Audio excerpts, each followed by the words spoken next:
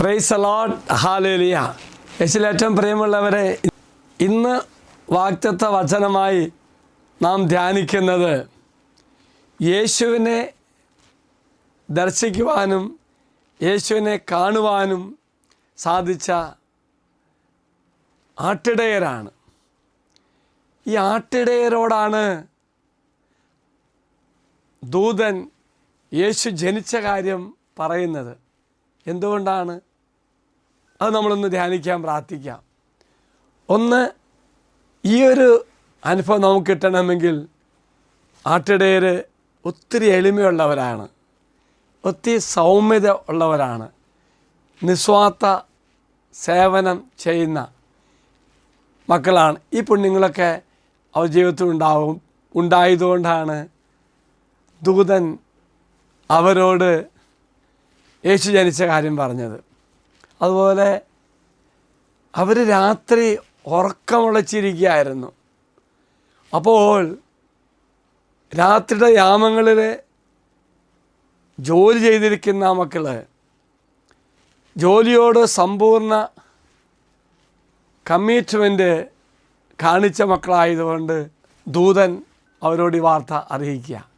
പ്രിയമുള്ളവരെ, നമ്മുടെ ജീവിതത്തിലും ലാളിത്യത്തിൻ്റെയും സമർപ്പിത പരിചരണത്തിൻ്റെയും പ്രതീകമായി നാം മാറുമ്പോൾ ദൈവത്തെ കാണാൻ നമുക്ക് സാധിക്കും. ആ മക്കളുടെ വിനയം വളരെ യേശുവിനെ കാണാനുള്ള വഴിക്ക് സഹായിക്കുന്ന ലാളിത്യം. പിന്നെ മനോഹരമറ്റൊരു കാര്യം, പ്രകൃതിയുമായും ദൈവവുമായും അടുത്തവർ ബന്ധപ്പെട്ടിരിക്കുന്നു. അതുകൊണ്ട് ദൈവത്തെ കാണാൻ പറ്റി. ദൈവത്തിൽ പൂർണ്ണമായി അവർ ആശ്രയിച്ചു, വിശ്വാസത്തോടെ അനുസരിക്കുകയും പറഞ്ഞ കാര്യങ്ങൾ സ്വീകരിക്കുകയും ചെയ്തു. എങ്കിൽ പ്രിയമുള്ളവരെ, ഈ ദിവസം നമുക്ക് പ്രത്യേകം പ്രാർത്ഥിക്കാം. യേശുവിനെ കാണാൻ തക്ക തരത്തിൽ ആ മക്കളുടെ ജീവിതത്തിൽ ഉണ്ടായിരുന്ന പുണ്യങ്ങൾ നമുക്ക് ലഭിക്കാൻ വേണ്ടി പ്രാർത്ഥിക്കാം.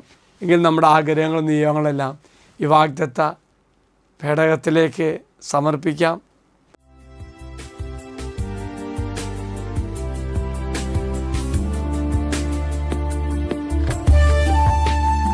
ഇത് നിങ്ങൾ സമർപ്പിച്ച നിങ്ങളുടെ എല്ലാ നിയോഗങ്ങളും അൾത്താരയിലേക്ക് അച്ഛൻ സമർപ്പിക്കുന്നു. ദൈവം എല്ലാവരും അനുഗ്രഹിക്കട്ടെ എന്ന് പ്രാർത്ഥിക്കുന്നു. അച്ഛനീശ്വരാശ്വാസം തരാം. നമ്മുടെ കർത്താവായ ശംശാകൃപയും പിതാവായ ദൈവത്തിൻ്റെ സ്നേഹവും പരിശുദ്ധാത്മാവിൻ്റെ സഹവാസം കൂടെ ഉണ്ടായിരിക്കട്ടെ, ഇപ്പോഴും എപ്പോഴും എന്നേക്കും. ആമേൻ.